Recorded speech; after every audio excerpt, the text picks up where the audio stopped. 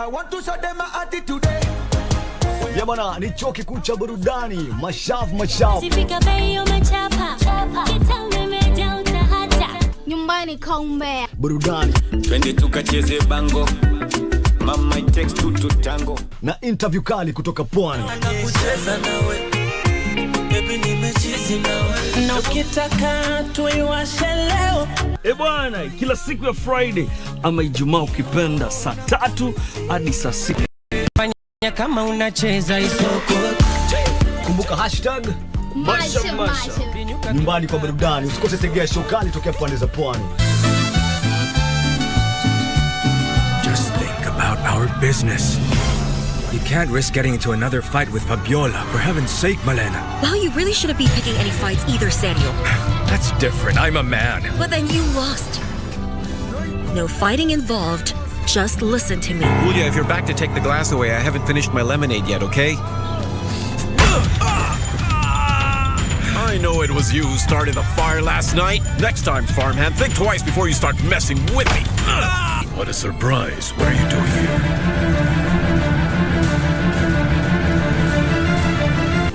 Do you really think she would do something like that? I thought I knew her well, Mr. Olegario. However, your daughter has left me. Kupata rudisha pesa za Masai kama sikiza tune yako, bonyeza *811 962 hash. Iko mudu nasirisha mimi sana. Nasikia? Sema okay? Kama semi achukui, mimi napeleka pesa benki. Nafika benki, napatia pesa, alafu mtu mwingine nakuja na asema nataka loan, napatiwa ile pesa. Sasa mimi nashinda. Kwani mimi naleta pesa yangu wewe napatia mtu mwingine? Kupata rudisha pesa za Masai, bonyeza *811 962 hash. *811 962 hash.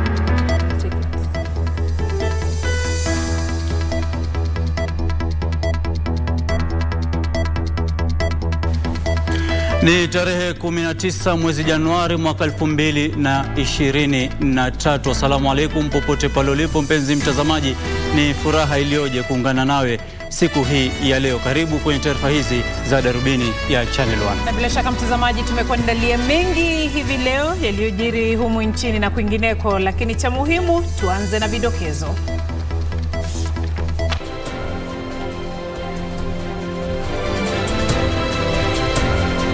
Rais William Ruto kuongeza pesa za hazina ya kitaifa zinazotengewa makundi maalum kwa shilingi bilioni 1.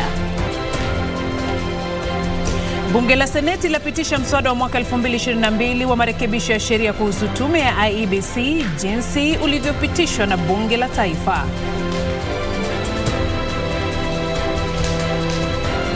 Taharuki ya tanda kwenye mpaka wa Pokot Magharibi na Elgeyo Marakwet baada ya watu wawili kuuawa na mmoja kujeruhiwa kufuatia shambulizi.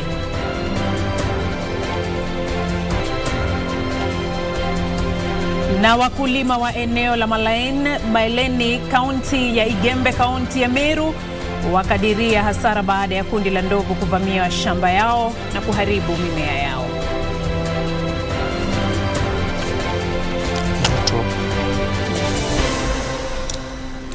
Karibu mtazamaji, tunakuomba tuazime muda wako, macho yako na masikio yako kwa takriban dakika 30.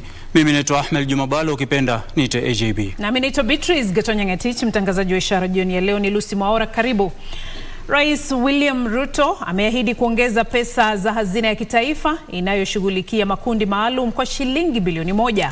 Akizungumza alipokutana na wawakilishi wanawake kutoka kaunti 47 za humu nchini, kiongozi wa taifa alisema kuwa nyongeza hiyo inalenga kuyasaidia makundi dhaifu katika jamii, hasa kina mama chipukizi ambao idadi yao imekuwa ikiongezeka katika miaka kadhaa iliyopita.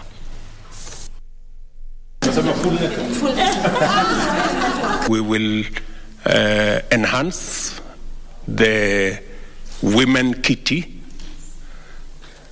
for Ngaf from 2 billion to 3 billion, and that you will also support me and the government in making sure that everybody pays tax. You need to support your colleagues, you know, who come from areas where there is still a very high prevalence of female genital mutilation. I also want to seek your support in matters to do with teenage pregnancy. It is my intention to try and assist women members of parliament from the counties to make the seat that you occupy relevant to the country, relevant to the women of Kenya, and serve together with us in making Kenya better. But I want to give you my word that I will work with you as the women of Kenya, irrespective of what formation you come from or what political party you come from. As women, we are ready to support you. We have always supported you. And even those people who are not in our party are ready to support you. Only 16 of us came back. The rest of them, majority, are new. We will mentor them, we will guide them, we will make sure that we deliver to the hustler nation because we are affirmative. These women, Your Excellency, they are behind you. And you know women are the pillars of our country. Si ni kweli wa mama?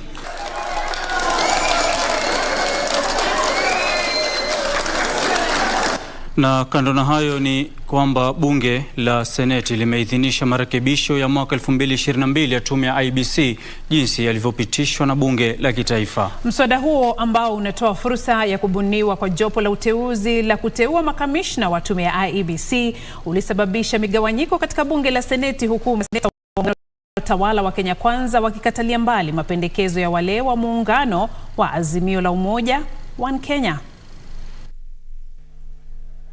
Earlier on in the morning, we had our report placed before the House, and upon consultation with the members of the committee, I would like to withdraw the proposed amendments. This is a selection panel to select those who will go to IEBC, and therefore political parties must be given a lot of space. In fact, the Public Service Commission, being a partisan organization in the manner in which it is constituted, would represent an imbalance in terms of the public perception as to the fairness of this particular panel. How can you refer to such an institution that has gone through all those checks as a partisan constitutional commission? To deny them an opportunity in a selection panel and give it to somebody called political parties liaison. I don't know even who is the chair, who is the secretary general. In fact, the role of Public Service Commission is very important because they come in with expertise in HR. And if we drop the nominee from a Public Service Commission, I don't know where we'll get the wisdom, because these are the experts in the country in terms of human resource management. Mr. Speaker, I wish to move that the Honorable Chairperson, pursuant to Standing Order number 153, I beg to move that the Committee of the Whole House do report progress. As many as of that opinion say aye. Aye. As many as of the contrary opinion say nay. Nay. The nays have it. Na mtazamaji, tukiachana na taarifa hiyo, tuelekee katika kaunti ya Elgeyo Marakwet na kaunti ya Pokot, ambapo taharuki imetanda kwenye mpaka wa kaunti ama wa Pokot Magharibi na Elgeyo Marakwet baada ya watu wawili kuuawa na mmoja kujeruhiwa kufuatia shambulizi lililotekelezwa na washukiwa wa ujambazi katika kijiji cha Akriamet, sehemu ya Chesegon. Majambazi hao waliwashambulia wafugaji na kumuua mfugaji mmoja na kumjeruhi mwingine kabla ya kutoroka na mbuzi zaidi ya 30. Pia walimuua dereva wa lori ambaye alikuwa akihudumu katika kampuni moja ya ujenzi wa barabara katika eneo hilo. Kamanda wa polisi wa kaunti ndogo ya Pokot ya Kati Nelson Omwenga alisema maafisa wa usalama wanawasaka majambazi hao ambao walitorokea sehemu ya Kaben katika kaunti ndogo ya Marakwet Mashariki. Viongozi wa eneo hilo wakiongozwa na mbunge wa Sigor Peter Lochakapong wametoa wito kwa wakazi kuwa watulivu serikali inapoimarisha usalama katika eneo hilo. As soon as possible, just bring and recruit NPR from West Pokot side. If not, disarm the other community as well, so that we are all the same. Mwezi jana, viongozi kutoka jamii za Pokot na Marakwet waliandaa mkutano wa amani katika sehemu ya Chego katika juhudi za kudumisha amani katika eneo hilo la bonde la Kerio linalokumbwa na visa vya ukosefu wa usalama. Sisi tulikuwa tumefanya mkutano pale Chesego na tukasema tutembee barabara ya amani, hizi jamii mbili ziweze kuishi kwa amani kwa sababu kuna faida kubwa katika kuishi pamoja kwa amani. Watu 5 wameuawa mwaka huu na mamia ya mifugo kuibwa licha ya serikali kupeleka maafisa zaidi ya 200 wa polisi wa akiba kudumisha amani.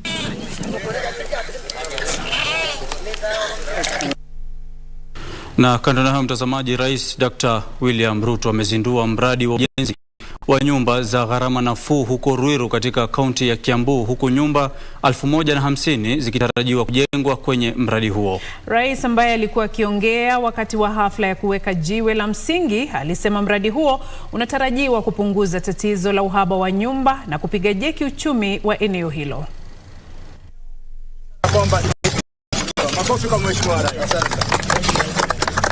Sasa ni 1000, sasa imebaki 49000. Na tumekubaliana na Wamatangi ya kwamba atafute ardhi katika kila township kubwa hapa Kiambu tuweze kugawana hizo manyumba, kwa sababu tunataka kuondoa aibu ya watu kuishi mahali ambapo hapafai.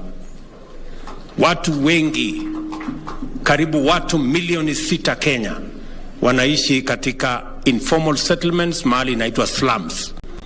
Watu wanaishi mahali hakuna maji, hakuna barabara, hakuna choo, hakuna taa, mahali pachafu. Na ndio tumesema we must dignify the people of Kenya.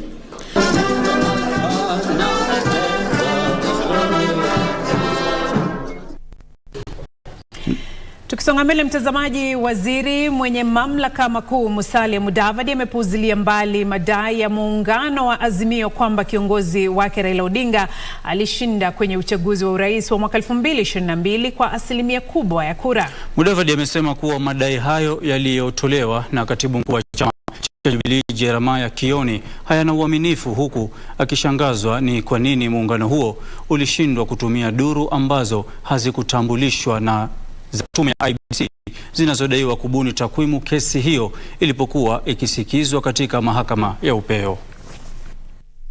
Results were announced in accordance with the law. The chairman of the commission made that announcement. The results were in the public portal for everybody to tally. All international observers recognized how open and transparent these elections were. Even civil society agencies that monitor elections came up with the same results. This was a very well conducted election, free and fair. The people who are aggrieved had a chance to go to the Supreme Court to present their evidence. The Supreme Court unanimously, no dissenting voice, unanimously affirmed and validated the results. So, who is this whistleblower? It's hot air. The person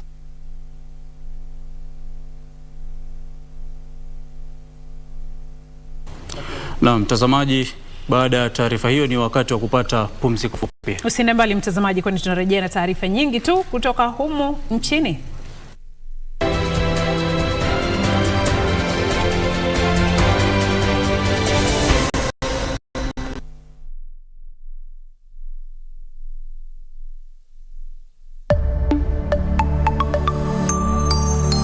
Mrs. Mboya, the rise in blood pressure was caused by something you told him.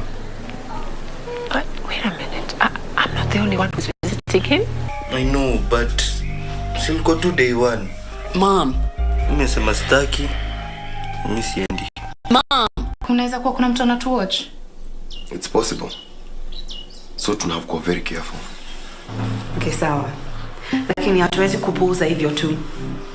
Maisha ya baba yangu iko in danger. Hata hospitalini. The next time any of you fail to take my call when I call this office, you will go home. Ile kutumada, huyu atatumada huko. Hapo ndio Melissa ametufikisha sasa.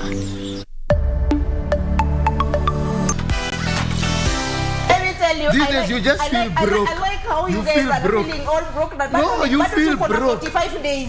Eh?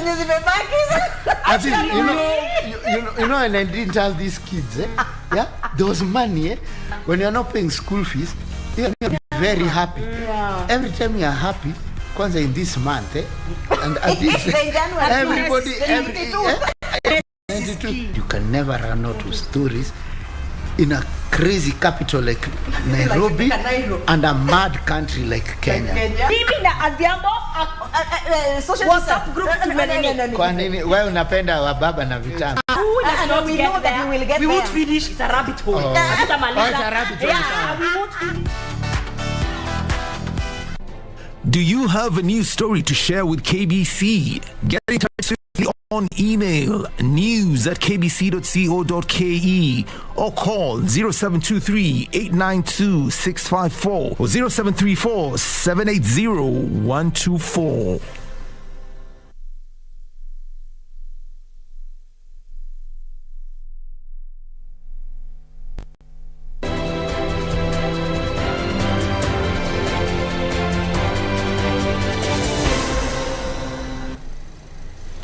Naam, shukran sana mtazamaji kwa kuendelea kuwa nasi. Na mwakilishi wa wadi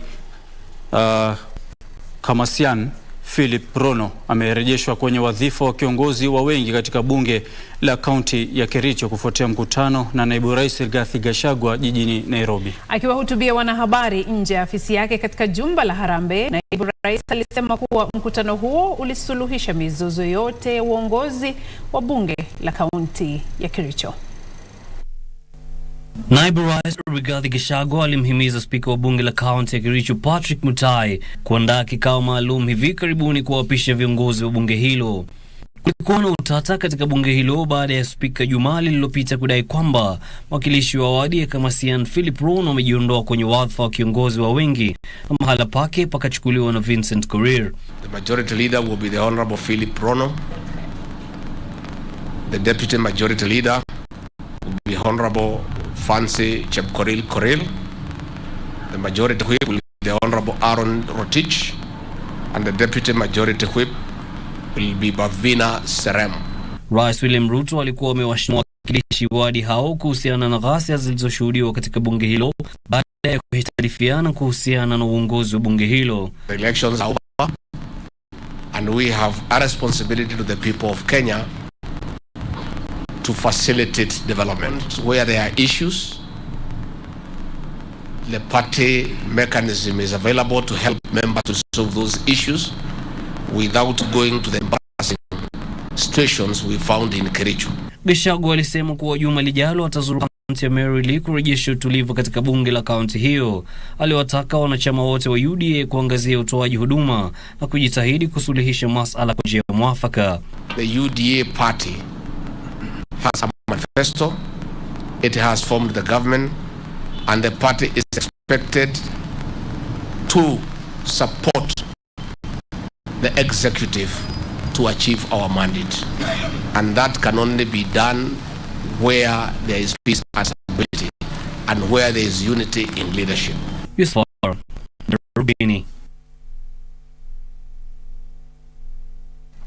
Shukran Yusuf Farah kwa taarifa hiyo. Tusonge mbele mtazamaji. Wakulima wa eneo la Malaeni katika kaunti ndogo ya Igembe, kaunti ya Meru, wanakadiria hasara baada ya kundi la ndovu kuvamia mashamba yao na kuharibu mimea yao.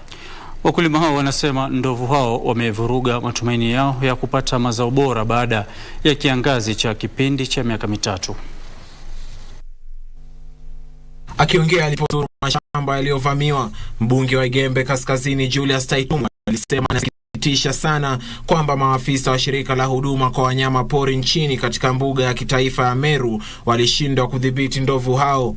Tupate kusukuma au ndovu wapelekwe katika hifadhi la wanyama pori la Meru National Park, ama kama wametoka kwingineko wawe relocated. Alitoa wito kwa serikali ya kitaifa kupitia shirika hilo kuondoa ndovu hao kutoka kwa mashamba hayo. Wakazi hao walisema walikuwa na matumaini kuwa wangepata mazao bora kabla ya kuvamiwa na ndovu hao. Wamesema eti kuna korido. Hiyo korido tunataka watueleze njoo hatujui hiyo korido iko wapi. Njoo tunaona kila pale simepaka kila mahali. Si mambo na korido. Njoo kama ni korido sinafaa kuwa sikipita na alafu zinarundia kwa the same korido. Ile samba ile tulikuwa tumelima ndio tulikuwa tunategemea kurudisha watoto wetu shule, na marawe imekuliwa. Hiyo shamba imetumia pesa mingi. Njoo marawe ngunia kilo moja tulikuwa tunanunua kwa 200. Mlinzi mkuu wa mbuga hiyo Kitavi Kaloki alisema shirika hilo linajitahidi kuhakikisha kuwa wanadhibiti ndovu hao licha ya kwamba baadhi ya mashamba yako kwenye mkondo unaotumiwa na ndovu hao. Ni jukumu letu kuweza kuwahifadhi wale tembo, na kweli kwa ile harakati ya kuwahifadhi wameweza kufanya uharibifu. Ni kweli kuna eneo la hifadhi la kupitia la ndovu ambalo ni corridor, ambapo tunapata wale tembo wakipitia pale pia wanatoka kwa corridor wanaingia kwa mashamba ya watu. Kaloki alisema kuwa utathmini utafanywa kwenye mashamba yaliyovamiwa kwa kusudi la kuwafidia wakulima walioathirika. Kiripotia Darubini, mie ni Alvin Kaunda. Na mahakama imeanza kukagua karatasi za kura kutoka vituo 27 vya kupigia kura katika eneo bunge la Mandera Kaskazini. Haya yanajiri baada ya mlalamishi Mohamed Farah Badad wa chama cha Jubilee kupinga uchaguzi wa Meja Bashir Sheikh Abdullahi wa UDM, akishinikiza kufutiliwa mbali kwa uchaguzi wake kwa madai ya uhongaji wa wapiga kura, ushawishi usiofaa na kutokuwa na usawa katika ujumlishaji wa kura. Ukaguzi wa karatasi za kura kutoka vituo 27 vya kupigia kura katika eneo bunge la Mandera Kaskazini umeng'oa nanga katika mahakama ya Milimani jijini Nairobi kufuatia agizo la mahakama kuu. Kwenye uchaguzi mkuu wa tarehe 9 Agosti mwaka 2022, mgombeaji wa chama cha UDM Bashir Sheikh Abdullahi alitangazwa mshindi baada ya kupata kura 9214 dhidi ya mpinzani wake wa karibu Mohamed Farah Badad wa Jubilee aliyepata kura 6999. Badad alikata rufaa ya kupinga ushindi wa Abdullahi akidai visa vya kuwaonga wapiga kura na ushawishi usiofaa. Aidha, alidai kutokuwa na usawa katika ujumuishaji wa kura. Ukaguzi wa kura unaendelea. Wakati wa huo alikuwa msimamizi mkuu wa uchaguzi katika eneo bunge la Eldas wakati wa uchaguzi mkuu wa tarehe 9 Agosti mwaka 2022, Abd Bashir ameelezea mahakama kuhusu utovu wa usalama ulioshuhudiwa katika eneo hilo wakati wa uchaguzi, hali iliyomlazimu kujiuzulu. The gunshot, the commotion, you were inside the hall, right? During the gunshot we were inside, but before we were outside. No, I want to ask you after. So, during the gunshot, the duration, you were inside the hall. Yes. Like an enclosed building, right? Yes. Bashir hata hivyo amesisitiza kuwa uchaguzi huo uliandaliwa kulingana na sheria. Chaguzi katika eneo hilo ziliahirishwa. Hatimaye, aliyekuwa mfanyakazi wa ngazi za juu halmashauri ya ukusanyaji ushuru hapa nchini Peter Muriuki aliyepatikana na hatia ya kujipatia zaidi ya shilingi milioni 7.8 kwa kudanganya kuwa kampuni yake ya kisheria iliidhinishwa kukusanya ushuru, alitozwa faini ya shilingi milioni 1,050 au atumikia kifungo cha mwaka mmoja gerezani. Sarafina Robi, Darubini.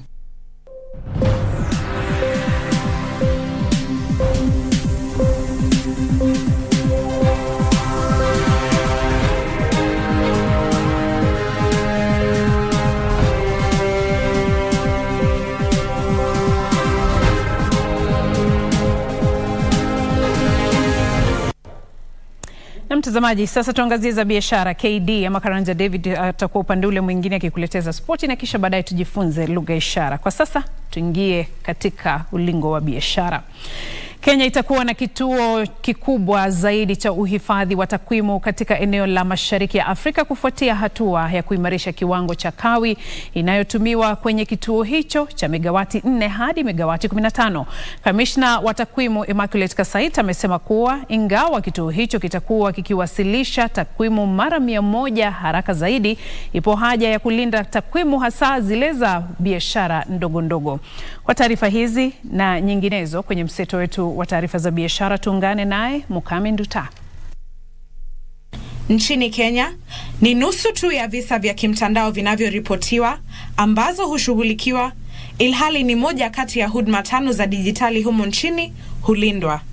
Licha ya takriban 80% ya maeneo humu nchini yakiwa na huduma za mtandao, kungali na changamoto katika kulinda takwimu na pia usalama wa kimtandao, na hivyo kuzifanya taasisi na watu wengi kukabiliwa na hatari za kimtandao. Facilitate efficiency, transmission, storage and processing of data are playing a critical role in accelerating the global economic growth. Wakati huo huo, watafiti wanaitaka serikali kupiga marufuku uagizaji wa mbegu za mazao kisaki ili kuwalinda watengenezaji bidhaa wa humu nchini. Naibu Chancellor wa chuo kikuu cha Egerton Professor Richard Mulwa amesema kuwa kampuni za mbegu humu nchini huenda zikapoteza biashara zao kutokana na kuondolewa kwa marufuku dhidi ya uagizaji mazao hayo kisaki. My advice to government would be, let's import grain but not allow seed. That grain can be genetically modified, but you see, if it's grain, nobody will go and grow food grain in their farm. We'll eat it. But then we give an opportunity to scientists to start developing so that we add value to our own homegrown materials here. Kwingineko, elimu ya umma ni muhimu katika kuimarisha akiba ya uzeeni humu nchini. Wadau katika sekta hiyo wanasema kuwa kiwango cha chini cha akiba ya uzeeni ambacho ni 10.6 kinatokana na maoni potovu ya umma kuhusiana na usalama wa uwekezaji katika mipango ya akiba za uzeeni.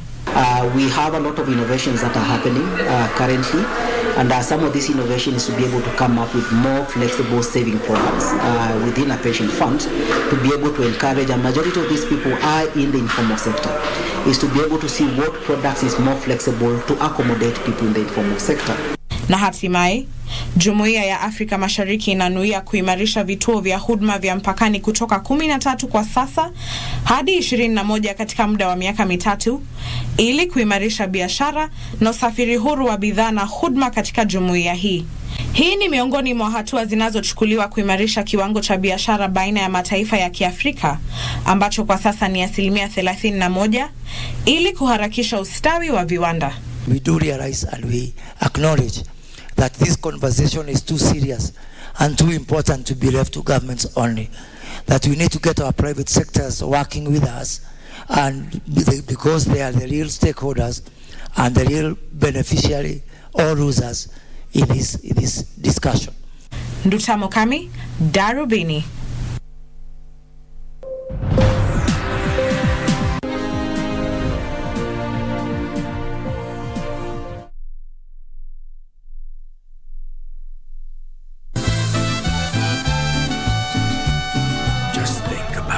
Business. You can't risk getting into another fight with Fabiola. For heaven's sake, Malena. Well, you really shouldn't be picking any fights either, Samuel.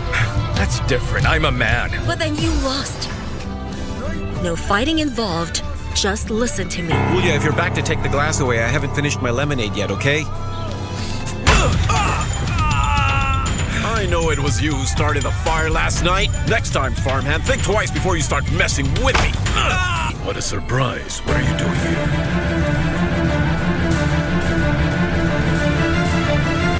Do you really think she would do something like that? I thought I knew her well, Mr. Olegario. However, your daughter has left me.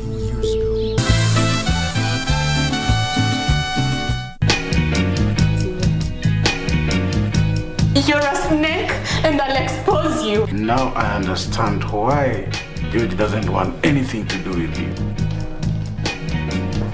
You've decided to choose a side, and I know it is not mine. You again. Isn't it a bit too early for you to be here? And by the way, who's looking after Stacy? I will have to go the hard way. And what is that supposed to mean exactly? I'll go to court and report him of child negligence. What? Kwani mwezi bedeni mlipa kwa mapema aje? You're fired. Unajua watoto wenye niko nao ni wengi. Ama ungefikiria kuhusu hao watoto kabla hujachukua pesa yangu.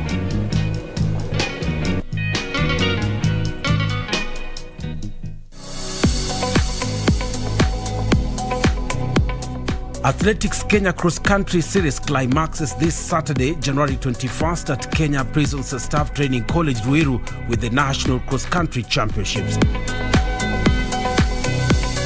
Kenya's cross-country luminaries will compete in the event, which is also a gateway to a slot in the forthcoming World Athletics and Cross Country Championship due in February in Australia. Catch the National Cross Country Championship live and exclusive on KBC Channel 1 on Saturday from 8:30 a.m. KBC Channel 1, your true sports partner.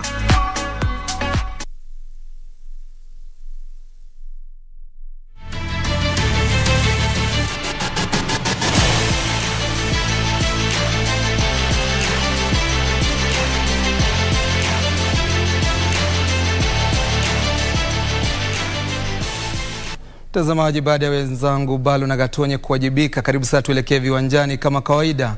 Wengi wananiita Karanja David ama ukipenda KD. Timu ya Kenya Police FC lilemea Posta Rangers mabao 2-0 kwenye mchuano wa ligi kuu wa katikati mwa juma uliochezwa katika uwanja wa Kasarani Annex. Elvis Rupia alifungia Police bao la kwanza katika dakika ya 15. Rupia alipachika kimiani bao la pili katika dakika 41 na kuhakikishia Police alama kamili. Ushindi huo umeisaidia Police kuchupa nafasi ya 7 kwa alama 12, huku Posta Rangers ikiwa katika nafasi ya 8 kwa alama sawa. Nzoia Sugar, KCB na mabingwa tetezi Tusker FC ndizo timu tatu za mwanzo kwenye msururu wa ligi kuu humu nchini, huku Mathare ikishikilia nafasi ya mwisho kwenye msururu wa ligi hiyo.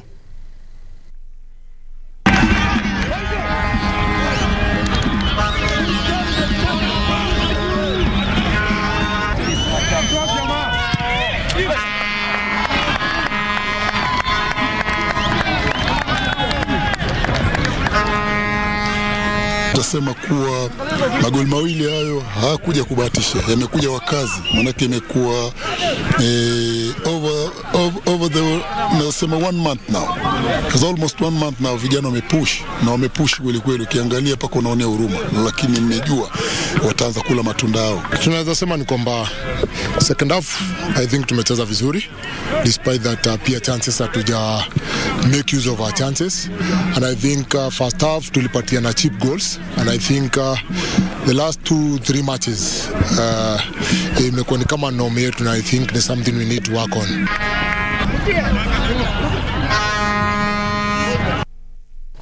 Tukisonga mbele ni kwamba mabingwa wa bara Afrika timu ya wanawake ya mpira wa wavu ya KCB imetangaza usajili wa wachezaji 4 wapya kabla michuano baina ya vilabu barani Afrika na msimu wa ligi kuu mwaka 2022 na 2023. Wanabenki hao watakabiliana na Kenya Pipeline, Prisons Kenya na DCI kwa nia taji ligi kuu wakati michuano ya muondoano itakapoanza kesho katika ukumbi wa uwanja wa Kasarani hapa mjini Nairobi.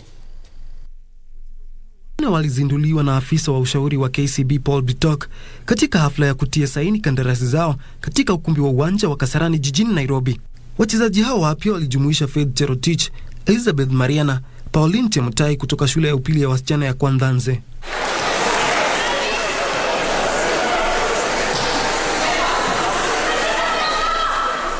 Mchezaji wa 4 Juliana Namtira amejiunga na wanabenki hao kutoka timu ya KDF. Elizabeth Mariana anatarajiwa kuwa msichana wa kwanza kutoka jamii ya Maasai kushiriki ligi kuu na vilevile kuwania nafasi katika timu ya taifa almaarufu Malkia Strikers.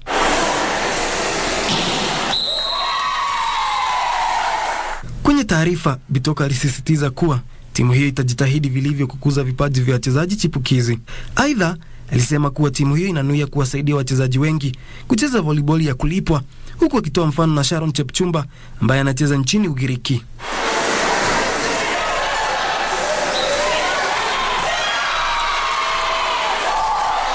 Wanabenki hao watakabiliana na Kenya Pipeline, Prisons Kenya na DCI kuwania taji ya ligi kuu wakati wa michuano ya muondoano itakapoanza kesho katika ukumbi wa uwanja wa Kasarani.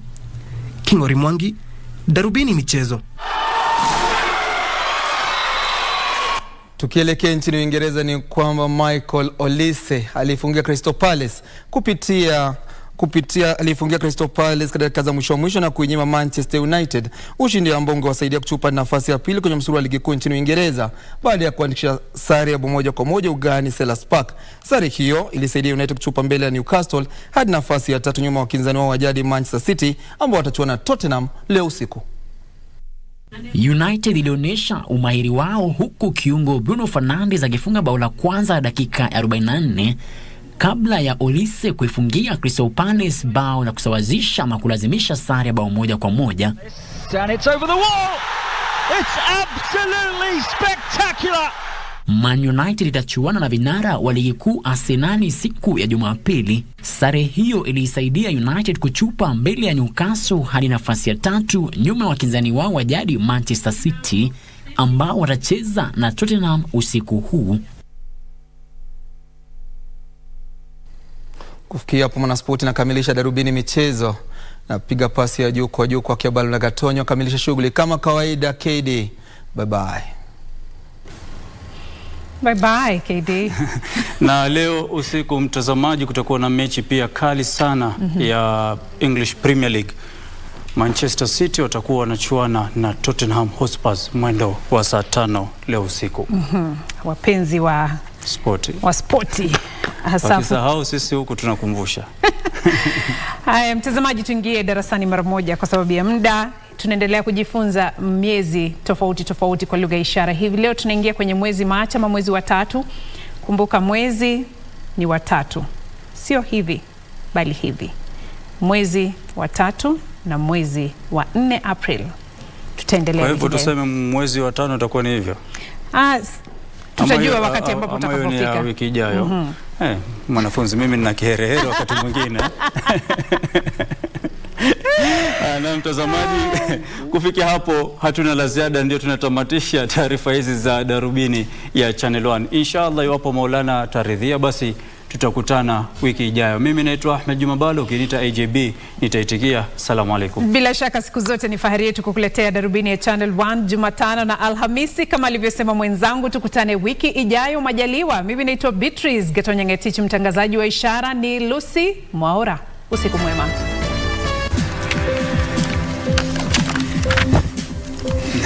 I like that.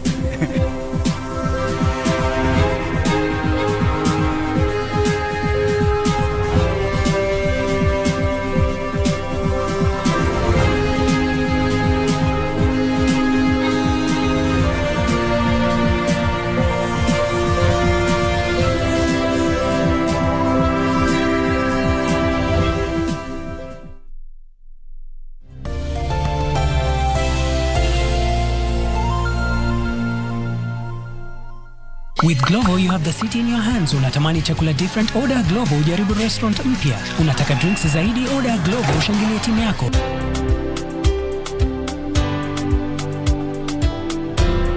Download the app and order anything you want. Lakini Kinyanji, unapendanga fujo sana wewe. I like it when the bodies get bullied. So what changes are coming? Oh yes. About that. By the way, guys, I'm leaving you. Why can't you wait until I finish talking, Why can't you wait until I finish delivering my news? Kilanzi, deliver is for pregnant women. Are you a woman? But you can also be pregnant with very good news. Kinyanji, deliver. Hata mimi mazee usikija jana siko na kurada. Kuna vile unajua kuzitoka madam. Did you forget that you were pregnant with the twins? Oh, sorry guys, blame it on the baby screen,